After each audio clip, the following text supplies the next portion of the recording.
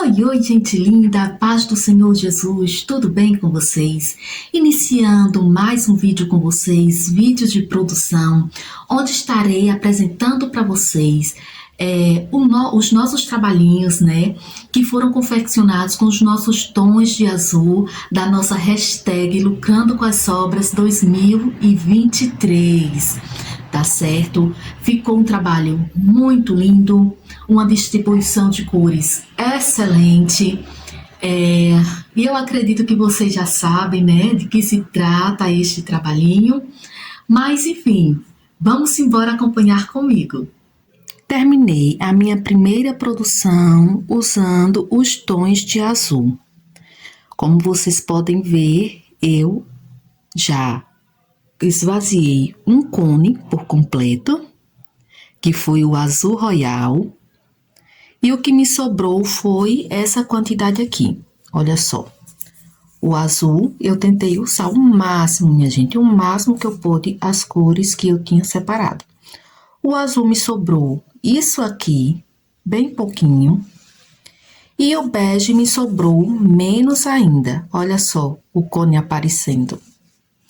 Mas esse bege, eu precisei estar utilizando uma boa parte dele para estar fazendo uma encomenda. Uma cliente me encomendou uma capa de botijão e me encomendou um puxa-saco nos mesmos tons. E o begezinho era o mesmo tom, minha gente, da capa de botijão, então eu estive utilizando. Depois, quando eu abri aqui o jogo de cozinha, vocês vão ver, eu quase não usei bege nele, né? Para não dizer que eu não usei, eu usei apenas uma carreira em ambas as 3 peças, né? Um joguinho de cozinha de 3 peças. Então, o que me sobrou foi isso aqui, ó, após ter utilizado no jogo de cozinha. O que me sobrou foi essa quantidade. E, e o meu cru sobrou isso aqui, ó. Bem pouquinho também, né? Como vocês já deram para perceber aqui, eu utilizei na base dos tapetes, né? Então, irei ver o que é que eu vou fazer com essa quantidade de sobras, tá certo? E eu volto aqui para mostrar a vocês quando estiver tudo concluído. Trago para vocês a nossa segunda produção do nosso Lucrando com as Sobras 2023. Como eu já tinha deixado claro para vocês, né, no nosso vídeo anterior, que seria os tons de azul. Eu tinha uma sobra de cru, um de azul turquesa, se eu não me engano, azul turquesa. Eu tinha também um restinho de bege e um resto de azul royal, né? E a minha pretensão, de fato, era trazer nessas produções de sobrinhas, né, um jogo de cozinha, um jogo de passadeiras. E olha aí a lindeza que ficou. Vamos concordar comigo, né, minha gente? Que ficou simplesmente maravilhoso, certo? Não ficou um tamanho muito grande a nossa passadeira, mas deu certo, né? O importante é que no final deu certo. Passei alguns perrenguezinhos na confecção, mas graças a Deus o resultado tá aí, belíssimo. Eu vou mostrar para vocês, peça por peça, falar tamanhos, falar o peso, né? Quanto foi investido de material de sobrinha em cada peça dessa, o valor de venda, e vou falar também a lucratividade em cima desse jogo aí, tá certo? Só um momentinho. Pois bem, pessoal, este é o resultado da nossa passadeira. Como eu disse para vocês, ela não ficou um tamanho muito grande. Essa passadeira, ela ficou na medida de 1 metro de comprimento, tá certo? De um picôzinho a outro, ficou 1 metro. E de largura, né, de um picôzinho a outro, ficou 50 centímetros. De largura ficou, né, um tamanho bem bom. Já no comprimento ficou um tanto quanto pequeno, né, que geralmente eu faço de 1,20 m. Mas como eu não tinha tanto material assim e precisava estar usando, né, algumas cores em outras produções, então foi o que deu para estar fazendo. Essa base aqui é uma base conhecida, né? Se eu não me engano, o nome da professora é Edlene Maria, né? Meio que uma base universal. E os pontinhos eu fui distribuindo aqui. Tem muito vídeo na plataforma ensinando a fazer essa base, tá certo? Mas aí eu fui fazendo a distribuição dos pontos de acordo, né, com o que eu estava tecendo. E no nosso bico, a intenção era fazer um biquinho coroa da professora, deixe-me ver, é Lu, né, professora crochê da Lu. Mas respeitando também o meu barbante, né, o meu barbante azul royal, eu acabei fazendo meio que uma adaptação, né? Na última carreira, eu fiz uma adaptaçãozinha. Porque na videoaula da professora, ela faz 2 carreirinhas de ponto alto para vir com o picô. E aqui eu só tive como fazer uma carreira de ponto alto e já vim seguindo, acompanhando o picôzinho, tá certo? Mas nem por isso deixou de estar perfeito. Ficou muito lindo. Nessa passadeira aqui, eu tive um gasto de material de 400 gramas, 440 gramas, tá certo? Ficou um tamanho bom, né, pessoal? Apesar da passadeira ter ficado o comprimento só de 1 metro, mas a largura meio que compensou. Então, da nossa passadeira, é isso. E vou passar para vocês as medidas individual dos nossos tapetinhos menores. Olha aí, pessoal, a lindeza que ficou os nossos tapetes menores, né? Ele ficou no tamanho excelente. Cada tapetinho desse ficou na medida de 67 de comprimento por 50 de largura. E isso de um picôzinho a outro, tá certo? Eu tive um gasto de material nesse tapetinho, ele ficou pesando 275 gramas cada um, com um pezinho legal, né? Precisei estar fazendo também adaptação no bico, tá certo? Que era o bico coroa, mas ficou um coroa meio que adaptado.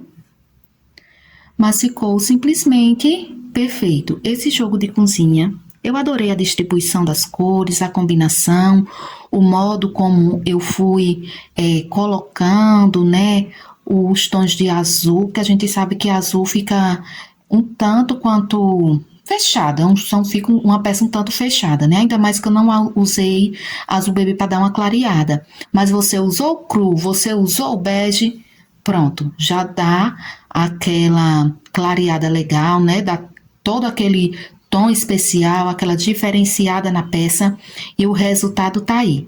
Essa lindeza que vocês estão vendo. De sobrinhas em tons de azul, eu estive produzindo essa toalhinha que pretendo estar dando de brinde para quem efetuar a compra do meu jogo de cozinha azul.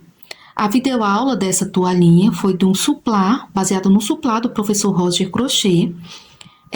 Ela ficou medindo 34 centímetros e pesando 72 gramas. É um trabalho bem econômico, tá certo? Olha só, os detalhes eu tive que adaptar porque, respeitando, né, a quantidade de material que eu tinha, diminuí algumas carreiras, mas o trabalho ficou excelente, ficou muito lindo. Olha só, ele forma esse desenho aqui, não sei se dá para ver bem, um desenho ao centro, né? E vai dando essa aberturinha com os pontos dividido por ponto alto e correntinhas. Mas ficou simplesmente lindo. E aí, minha gente, me conta aí o que vocês acharam dessa produção maravilhosa de jogo de cozinha em tons de azul. Eu, particularmente, eu não sou tão fã de azul, mas essa combinação, essa distribuição de tons, de cores, me surpreendeu no final, viu? O cru com o bege dá toda aquela quebrada, né? Porque azul a gente sabe que é um tom meio que fechado. Só usei os tons mais escuros, né? Azul royal, o azul turquesa. E juntando com o bege, com o cru, já deu aquela clareada, já deu aquela encorpada, aquela elegância na peça, né? Concordam comigo? Eu achei perfeito. Eu tô com uma colinha aqui que eu vou falar para vocês a questão dos valores, né? Eu falei a respeito das medidas, mas em relação ao valor de material gasto, quanto vou vender, eu não falei. Eu vou falar agora para vocês, tá certo? Tô com minha colinha aqui. Vamos lá. O peso total deste jogo de cozinha ficou 990 gramas, quase 1 quilo, bem pesadinho, viu? De material, o valor investido foi de R$ 29,70. Meu valor de venda, R$ 139,90, R$ 140, né, minha gente? Barato, né? Comparando a belezura que ficou este trabalho. Mas como a passadeira ficou um tamanho menor do que eu sou acostumada a fazer aqui, eu resolvi deixar por este valor. E meu lucro vai ser de R$ 110,20. Já a toalhinha, como eu disse para vocês, eu vou estar dando de brinde para quem adquirir esse jogo de cozinha.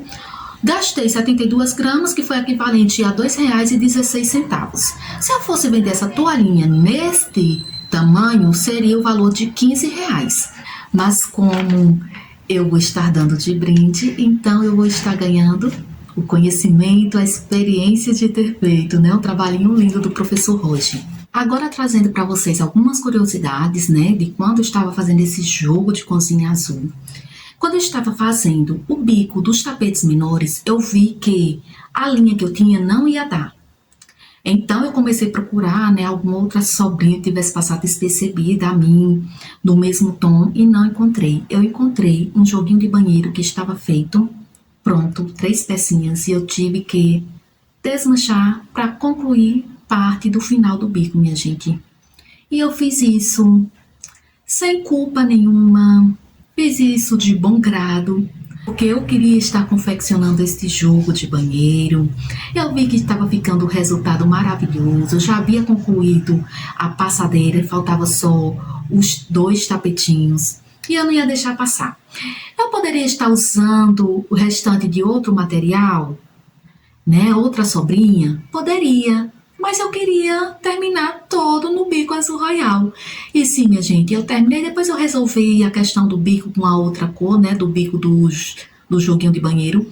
Mas o meu jogo de passadeiras ficou do jeito que eu queria, né? Enfim. O bico, como eu falei para vocês, o bico coroa foi adaptado, né? Da professora Crochê da Lu. Eu queria que ficasse igualzinho, minha gente, porque aquele bico é simplesmente maravilhoso. Mas como eu precisava me adaptar também à minha quantidade de fios, eu tive que fazer essa alteração. Mas ficou lindo, né? A base dos tapetes, eu já disse para vocês, videoaula da professora Edlene Maria, né? Aquela base perfeita, maravilhosa.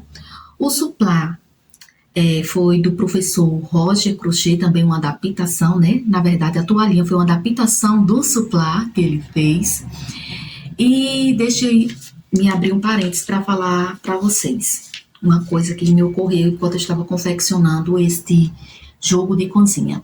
Quando eu estava confeccionando a passadeira, a parte dos aumentos, né?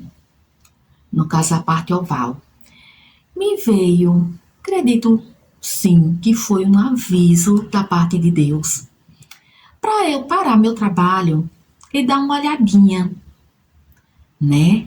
Porque dentro de mim algo falava que eu havia errado em uma das partes ovais. que, como vocês perceberam no vídeo, é de 5, né? 5 aumentozinhos. Beleza, 5 hélices, digamos assim. E tu fez o que, Sara? Tu se atentou para o aviso de Deus acerca do trabalho? Não, não me atentei, eu não parei, continuei fazendo. E, minha gente, só quando eu concluí a parte azul, né, o azul turquesa, foi que eu vim observar que em uma das partes eu só havia feito o quê? 4 partezinhas de aumento. Fiquei com pesar. Fiquei, porque eu poderia ter evitado. Se eu não me engano, eu estava na segunda carreirinha, quando me ocorreu de voltar, de parar o trabalho e observar, e eu não fiz. Quebrei a cara? Quebrei. Tive que desmanchar? Tive que desmanchar. Então, só ficar o aviso, né?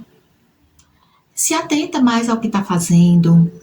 Quando lhe ocorrer que precisa voltar, parar, olhar, faz isso, minha gente. Não deixa para olhar no final do trabalho, não. Né? Eu aqui chamo aviso da parte de Deus, mas você pode considerar isso como intuição, né? A velha intuição feminina, intuição de artesã, no caso.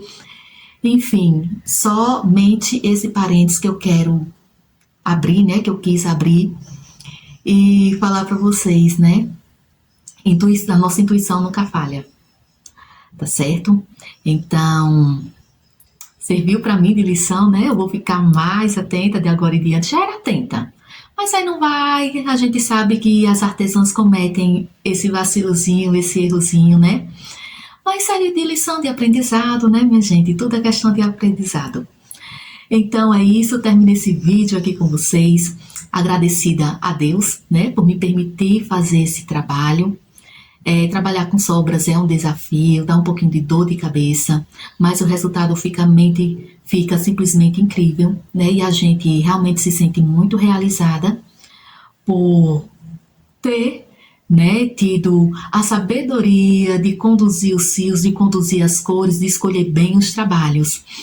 Então, obrigada por me acompanhar até aqui. Se você ainda não é inscrito, se inscreva, deixa seu comentário, seu joinha. Me segue também lá no Instagram, leva o mesmo nome do canal, Ateliê de Crochê Sara Verbutino. Vai ser um prazer te ter por lá. Então é isso. Um cheiro no zóio, fica todos com Deus. E amanhã sai o terceiro vídeo aqui da nossa saga.